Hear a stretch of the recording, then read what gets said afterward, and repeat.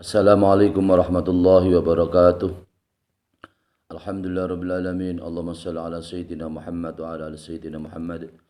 Subhanaka la ilma lana illa ma 'allamtana innaka antal alimul hakim. Wa la haula wa la quwwata illa billahil aliyil azim.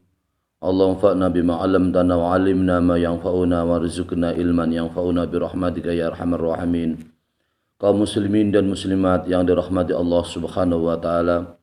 Syukur alhamdulillah wa syukrillah kita bisa bertemu kembali dengan sunnah Rasulullah Sallallahu Alaihi Wasallam bersama Ustadz Abdul Ghani di channel YouTube Wab Channel. Semoga bermanfaat untuk kita semua. Amin Allahumma amin. Salawat beserta salam marilah kita haturkan kepada baginda Rasulullah Muhammad Sallallahu Alaihi Wasallam, pemimpin umat dari dunia sampai akhirat. Rasulullah Sallallahu Alaihi Wasallam yang kita teladani dalam kehidupan kita sehari-hari.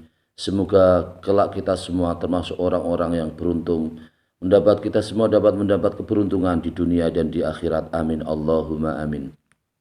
Pada kesempatan ini adalah mengaji kitab Mau'izatul Mu'minin pengarang Syekh Muhammad Jamaluddin Al-Qasimi Ad-Damashqi, juz 1 Shahifah atau halaman 25, dengan tema yaitu hamba yang paling dekat dengan Allah Subhanahu wa taala.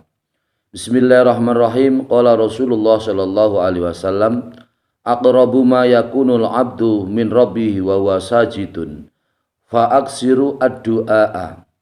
Artinya adalah hamba yang paling dekat kepada Tuhannya adalah hamba dalam keadaan sujud kepada Allah Subhanahu wa taala. Maka perbanyaklah doa ketika sujud kepada Allah Subhanahu, maka perbanyaklah doa. Maka di sini kita semua sebagai orang Islam tentu saja sangat berharap kita semua bisa dekat kepada Allah Subhanahu wa taala. Dekat kepada Allah Subhanahu wa taala di saat kita sujud kepada Allah Subhanahu wa taala, maka itu artinya kita adalah hamba yang dekat kepada Allah Subhanahu wa taala.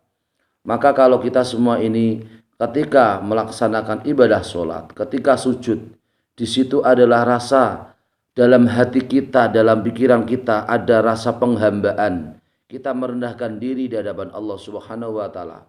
Di saat kita sujud, maka itulah saat di mana Allah Subhanahu wa taala memberi ridho kepada kita semua. Dan Allah Subhanahu wa taala di situ adalah hamba itu bisa dekat kepada Allah Subhanahu wa taala. Maka kita semua supaya memperbanyak doa ketika sujud kepada Allah Subhanahu wa taala. Maka ketika kita sholat, jangan lupa kita bisa mengupayakan untuk bisa khusyuk, hudurul qalbi, hati kita hadir di pada Allah Subhanahu wa taala.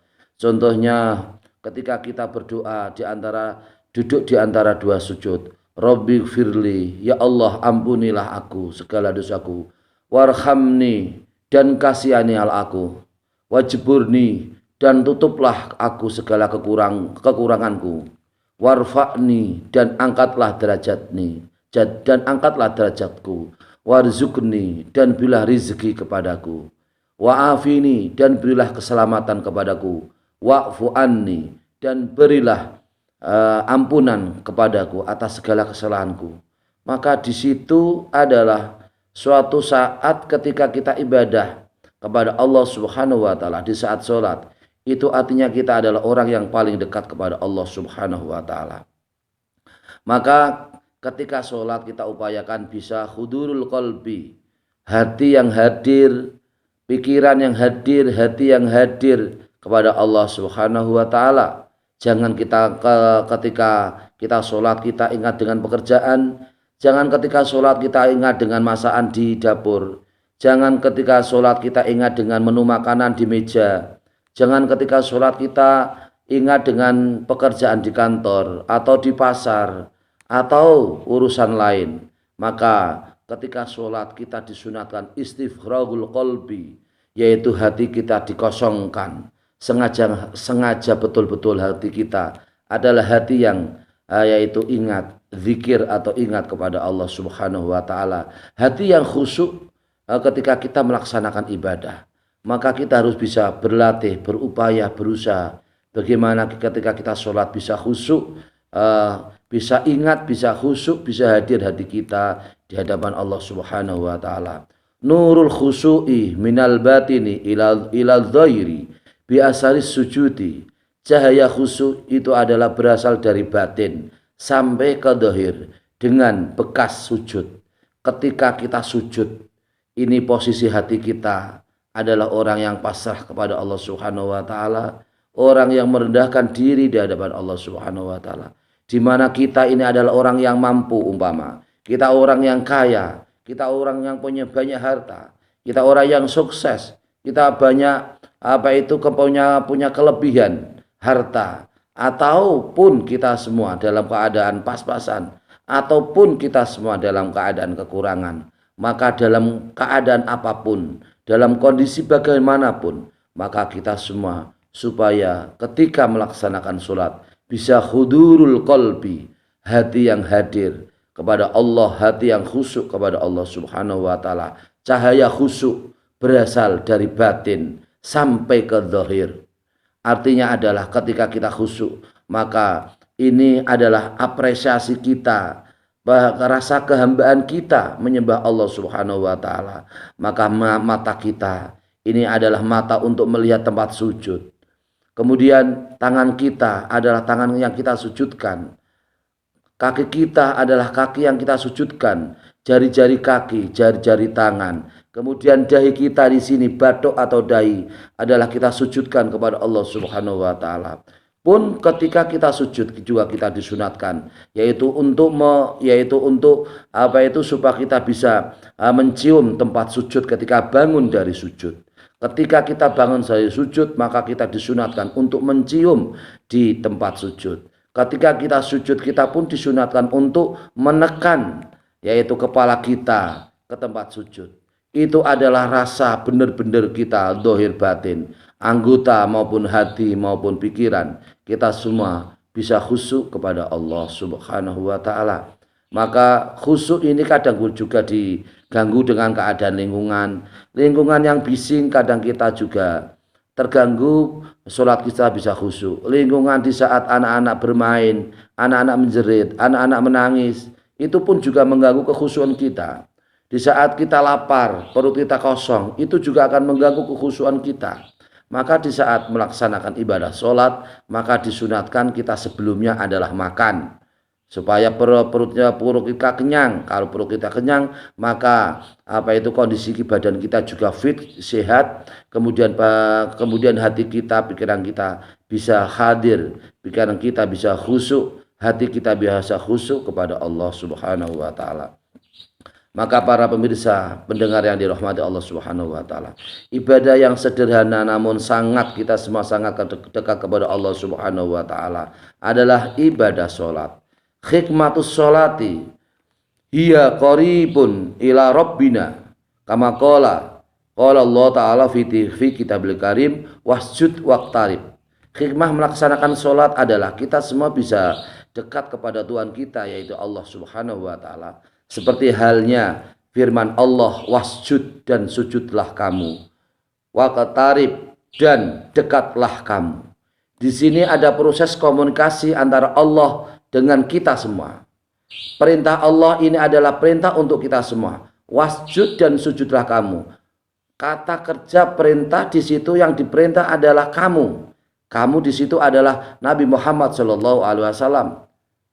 Begitu juga kita semua ini sebagai hamba Allah, sebagai umat Nabi Muhammad SAW, kita supaya bisa sujud dan bisa dekat kepada Allah Subhanahu wa taala. Maka di situ ada proses komunikasi Allah dengan kamu. Kamu maksudnya adalah Nabi Muhammad SAW, dan juga ini diperuntukkan untuk kita ketika kita melaksanakan sholat. Kalau kita sujud berarti kita dengan sendirinya itu adalah anggota kita sujudkan, dan waqtarib dan dekatlah kepada Allah Subhanahu wa taala. Maka salah satu sahabat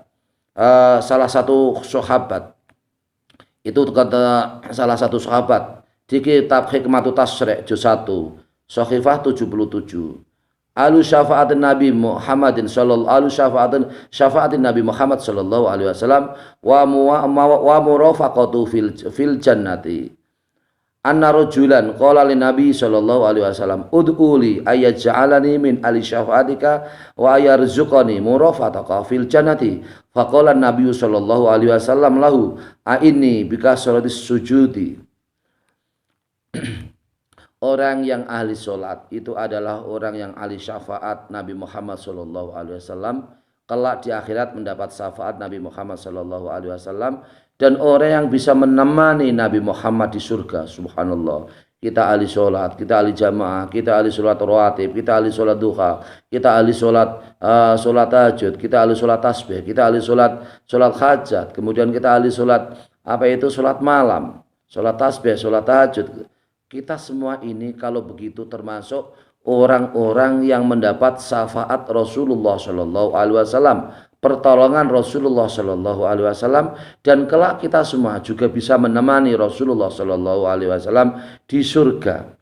Salah satu sahabat berkata atau bertanya kepada Nabi Muhammad Shallallahu Alaihi Wasallam, ya Nabi Muhammad, doakanlah aku agar aku termasuk orang yang ahli syafaatmu atau pertolonganmu, dan aku termasuk orang yang diberi rezeki untuk bisa menemanimu di surga.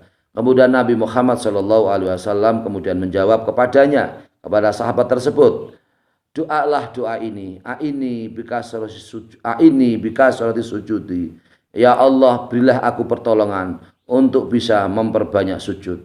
Memperbanyak sujud berarti kita semua kelak akan bersama dengan Rasulullah Shallallahu Alaihi Wasallam. Memperbanyak sujud yaitu memperbanyak sholat. Kita semua termasuk orang-orang yang bersama dengan Rasulullah Shallallahu Alaihi Wasallam di surga. Memperbanyak sholat berarti kita semua termasuk orang yang diberi rezeki oleh Allah Subhanahu Wa Taala, kelak akan menemani Rasulullah Shallallahu Alaihi Wasallam bersama di surga. Maka ibadah sholat ini adalah ibadah yang sangat luar biasa. Kita semua dengan ibadah sholat, maka segala kesalahan kita maka diampuni oleh Allah Subhanahu Wa Taala. Wa hikmatu ibadati sholati hiya tamhu al khotoya wal iqtirabu ilallahi. Hikmah melaksanakan ibadah adalah, dengan ibadah sholat itu adalah melebur dosa-dosa kita, kesalahan kita di hadapan Allah Subhanahu Wa Taala, dan kita semua bisa dekat kepada Allah Subhanahu Wa Taala. Wa hikmatu sujudi raf'atud darajati. Hikmah dari sujud adalah derajat kita diangkat oleh Allah Subhanahu Wa Taala. Wa hikmatul jamaati kasatul khata bikulli qadamin. 27 derajat. Hikmah daripada jamaah adalah setiap langkah atau delaman atau langkah menuju kita sholat jamaah, maka itu adalah mendapat pahala 27 derajat. Wa hikmatul wudu'i dunubu saqatat bainal asabi'i. Hikmah melaksanakan ibadah wudu adalah dosa-dosa kita di antara jari-jari kita adalah dosa yang rontok, dosa yang gugur karena dengan barokahnya wudu. Wa hikmatu ziyarati yumakhisu dunuba wa yudhakirul akhirata. Hikmah kita berziarah kubur adalah dosa kita diampuni Allah Subhanahu Wa Taala, dan kita semua bisa mengingat akhirat. Ketika kita berziarah ke tempat kuburan kakek atau nenek atau orang tua, bapak atau ibu atau saudara, itu artinya tidak hanya kita mendapat pahala, tapi dosa-dosa kita pun diampuni oleh Allah Subhanahu Wa Taala. Jauh yang lebih penting adalah kita semua termasuk orang-orang yang ingat akhirat, bahwa kita semua ini akan mati. Apalagi kita semua ini kalau sudah berumur, mati pun tidak memandang umur, apakah itu muda atau tua atau kecil atau besar atau sehat atau sakit atau dalam keadaan apapun, di mana kematian itu adalah pasti akan terjadi. pasti di saat sudah waktunya, sudah ajalnya, maka itu pun pasti Allah Subhanahu wa taala angkat. Allah Subhanahu wa taala akan yaitu akan mencabut nyawa manusia, nyawa hamba-hambanya. Maka perbanyaklah ketika kita ada senggang waktu untuk bisa berziarah kepada keluarga, berziarah kepada orang soleh, berziarah kepada orang soleh. Kita semua bisa mengambil iktibar perjuangan beliau. Berziarah kepada orang soleh, kita bisa bercermin bagaimana kita semua juga bisa menjadi orang yang soleh. Bagaimana kita bisa menjadi orang yang bermanfaat seperti orang yang soleh. Di mana orang yang soleh adalah orang yang ahli ibadah, orang yang ahli taat kepada Allah Subhanahu wa taala. Orang soleh adalah orang yang memberi manfaat sampai ketika meninggal pun orang soleh selalu bisa mendoakan kepada orang-orang yang masih dalam keadaan hidup. Maka ziarah kubur ini luar biasa. Kita semua selalu diingatkan dengan akhirat. Artinya kalau kita diingatkan dengan akhirat, berarti kita semua adalah orang-orang yang menyiapkan diri untuk bekal akhirat. Amin Allahumma amin. Wa hikmatul matori wujudun nabatati. Hikmah adanya hujan adalah adanya tumbuhan-tumbuhan yang tumbuh. Allah Subhanahu wa taala selalu memberikan kemurahan di mana hujan setiap hari, hujan setiap malam di saat musim hujan ataupun di saat tidak musim hujan. Di situ adalah adanya hujan, itu menunjukkan kebesaran rahmatnya Allah Subhanahu wa taala dengan barokahnya hujan, lantaran hujan. Kemudian tumbuh-tumbuhan bisa bisa tumbuh, bisa subur. Dengan barokahnya hujan, para petani bisa bekerja. Orang yang berdagang solar pun juga laku. Orang yang menjadi petani juga bekerja sebagai petani. Orang yang menjual berkaitan dengan kebutuhan di lingkungan persawahan, semuanya adalah laku. Itu karena barokahnya hujan. Jadi Allah Subhanahu wa taala ini adalah selalu memberikan daur kehidupan ini, adalah selalu hikmahnya, adalah hikmah yang baik. Kemudian ketika kita melaksanakan sholat, maka kita semua ini supaya bisa mengawali sesuatu dengan niat yang benar. Sholat itu di sini adalah as-sholatu fil lughati ad-du'a'u. Sholat menurut bahasa linguistik atau bahasa adalah doa.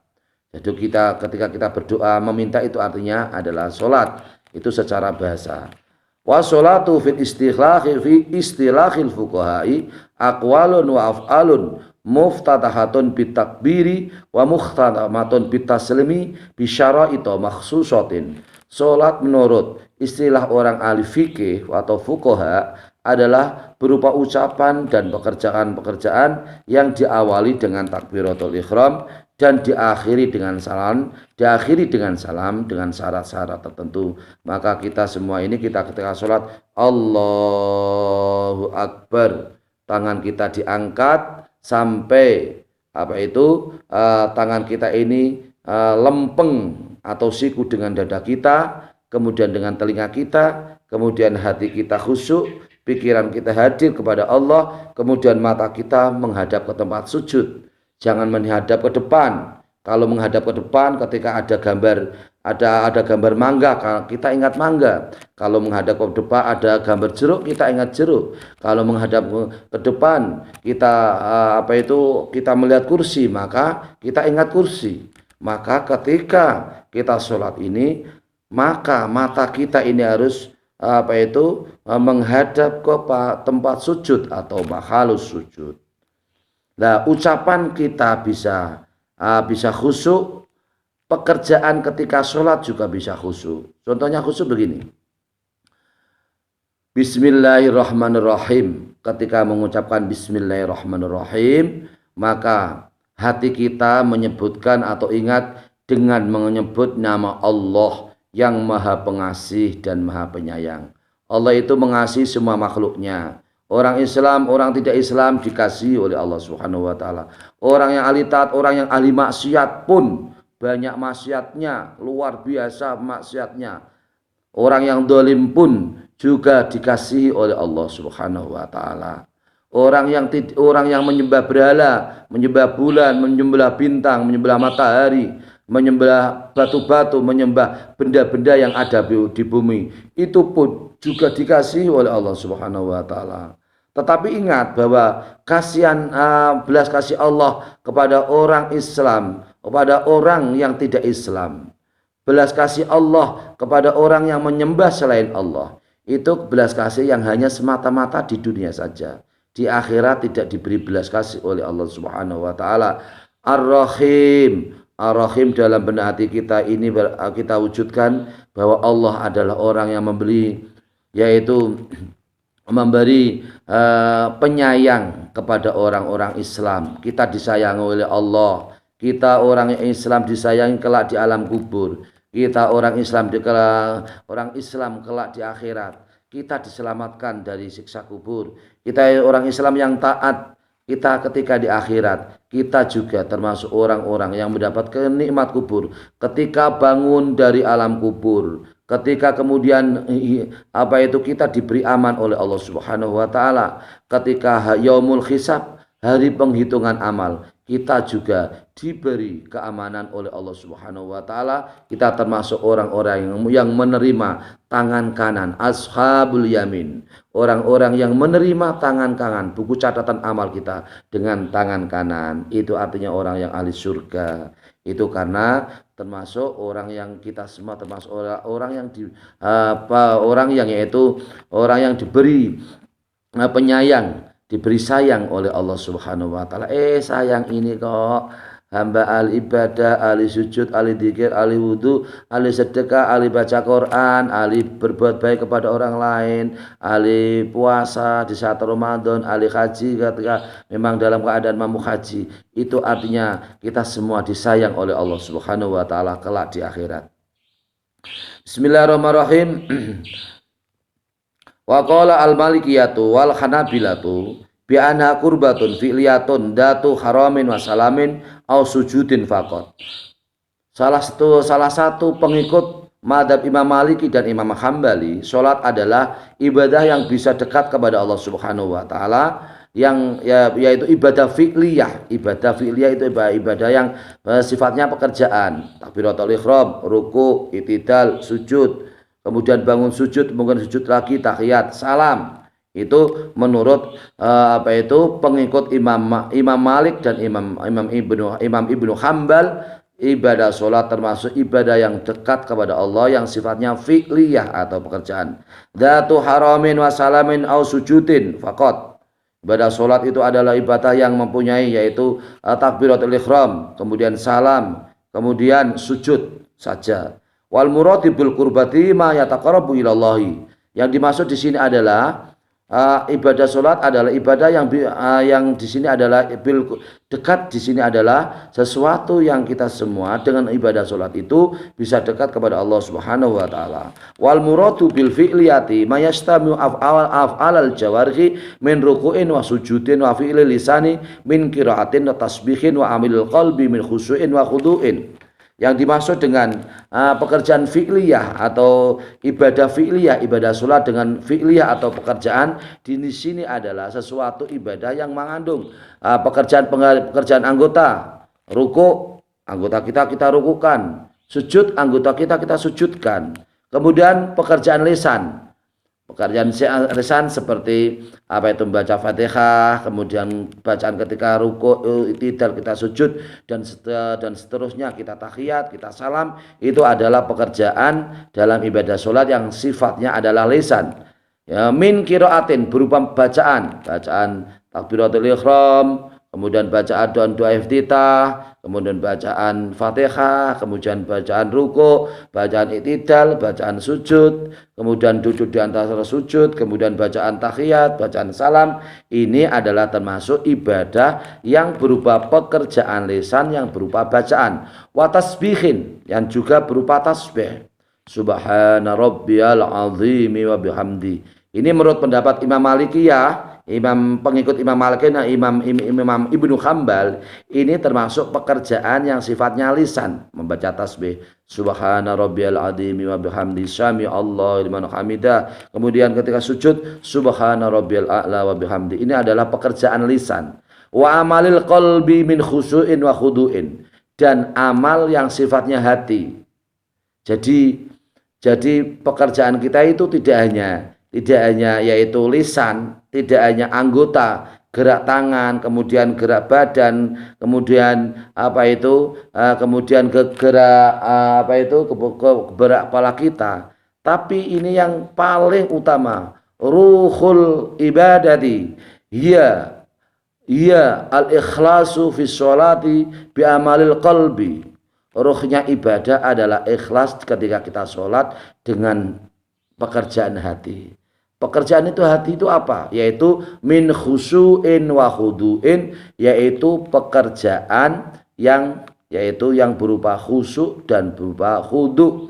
Khusyuk itu adalah khudurul qalbi, hati kita ingat kepada Allah Subhanahu wa taala. Khudu' itu adalah DP. Kita semua ini adalah dalam keadaan menghadap Allah Subhanahu wa taala. Kita semua adalah keadaan menghadap siapa yang kita hadap? Yang menciptakan langit, menciptakan bumi, menciptakan bulan bintang, menciptakan isi langit, isi bumi, menciptakan kita semua. Maka ketika melaksanakan ibadah, maka harus khudu', harus yaitu DP, harus benar-benar kita ini adalah orang yang hadir kepada segala zat yang maha luar biasa, yaitu Allah Subhanahu wa taala. Zat yang tidak sama dengan makhluk, zat yang tidak sama dengan langit, dengan bulan, dengan bintang, dengan matahari, dengan manusia, dengan makhluk manapun. Karena Allah Subhanahu wa taala adalah mukhalafatu lil khawadisi, berbeda dengan makhluk. Wujud, qidam, baqa, sifatnya Allah yang 20.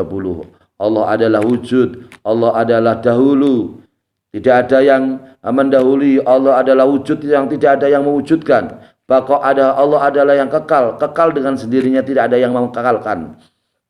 Mukhalafatul khawadisi, Allah adalah yang berbeda dengan makhluk, berbeda dengan lingkungan kita, berbeda dengan apapun yang namanya makhluk. Qiyamu binafsihi, Allah berdiri sendiri, Allah tidak membutuhkan orang lain, Allah tidak membutuhkan pertolongan, Allah tidak membutuhkan bantuan, Allah tidak membutuhkan manusia dan seterusnya. Qiyamu binafsi wahdaniyat, Allah adalah satu, tidak dua, tidak tiga, tidak empat, tidak lima, tidak enam dan seterusnya. Karena Allah adalah wahdaniyat, Allah adalah satu. Qadrat, Allah berkuasa kepada kita. Ketika kita miskin, Allah pun berkuasa menjadikan kaya. Atau sebaliknya, ketika kita kaya, Allah pun berkuasa menjadikan miskin. Semua yang menjadi ciptaan Allah adalah atas kekuasaan Allah Subhanahu wa taala. Turunnya hujan itu adalah atas kekuasaan Allah Subhanahu wa taala. Adanya angin adalah kekuasaan Allah Subhanahu wa taala. Adanya petir itu adalah kekuasaan Allah Subhanahu wa taala. Adanya panas itu juga kekuasaan Allah Subhanahu wa taala. Adanya matahari di saat matahari pagi kemudian terbang, pagi kemudian dia adalah terbit, kemudian sore kemudian terbenam. Semua itu adalah kekuasaan Allah Subhanahu wa taala. Tidak ada yang menandingi kekuasaan Allah Subhanahu wa taala. Karena kekuasaan Allah adalah kekuasaan yang tunggal. Iradat, Allah Maha berkehendak, Allah tanpa paksaan, Allah tanpa paksaan, Allah tanpa pengaruh orang lain. Karena Allah adalah iradat, Maha berkehendak. Ilmu, Allah Maha mengetahui, Allah mengetahui segala ciptaannya yang ada di langit, yang ada di bumi, yang ada di dalam hati kita, yang ada di dalam laut, di dasar laut, yang ada di langit yang begitu banyaknya, yang begitu tingginya, laut yang begitu luasnya, terhampar luas. Di situ banyak makhluk-makhluk yang ada di dalam laut. Semua adalah diketahui oleh Allah Subhanahu wa taala. Hayat, Allah adalah hidup, tidak pernah mati. Sesuatu yang namanya makhluk pasti mati.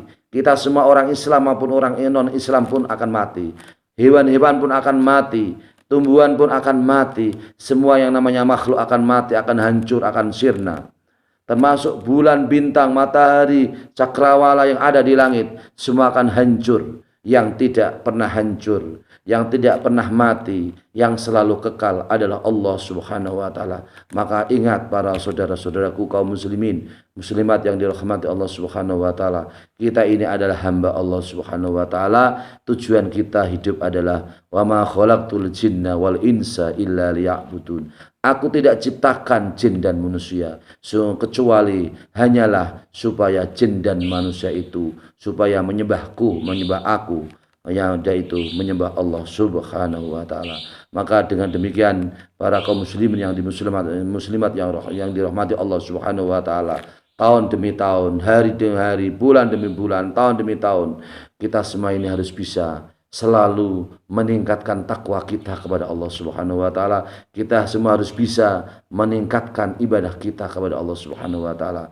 Kita semua harus bisa berbuat yang terbaik di hadapan Allah dan yang terbaik di hadapan manusia, karena kita adalah hamba-hamba yang soleh, hamba-hamba orang yang mukmin, hamba Allah yang mukmin, yang Islam. Hamba Allah adalah yang Islam, yang mukmin, yang takwa. Allah Subhanahu wa taala selalu memberikan belas kasih di dunia dan di akhirat. Maka para kaum muslimin dan muslimat yang dirahmati Allah Subhanahu wa taala, semoga kita semua termasuk orang-orang yang mendapat belas kasih di dunia dan di akhirat. Di dunia kita semua mendapat pengasih dan penyayang, mendapat kasih dan sayang Allah Subhanahu wa taala. Di akhirat pun nanti kita semua akan mendapat penyayang, dikasihan, disayangi oleh Allah Subhanahu wa taala. Kita semua akan bertemu dengan Allah Subhanahu wa taala. Kita semua akan bertemu dengan Rasulullah sallallahu alaihi wasallam. Kita menemani dengan Rasulullah sallallahu alaihi wasallam di surga karena kita termasuk orang yang ahli ibadah salat. Amin Allahumma amin. Demikian semoga bermanfaat untuk kita semua. Semoga Allah Subhanahu wa taala memberikan yang terbaik untuk kehidupan kita. Kehidupan yang fid dunya hasanah. Rabbana atina fid dunya hasanah wa fil akhirati hasanah wa qina adzabannar. Kana aksaru du'ai Rasulillah sallallahu alaihi wasallam, Rabbana atina fid dunya hasanah wa fil akhirati hasanah wa qina adzabannar. Doa Rasulullah yang terbanyak adalah Rabbana atina fid dunya hasanah. Ya Allah, berikanlah aku di dunia dalam keadaan baik. Wa fil akhirati hasanah. Wa fil akhirati hasanah. Dan di akhirat dalam keadaan baik, dalam keadaan berkah. Waqina adzabannar. Dan ya Allah, selamatkanlah kami dari siksa api neraka. Amin Allahumma amin. Wallahul muwaffiq ila aqwamit thoriq. Wassalamualaikum warahmatullahi wabarakatuh.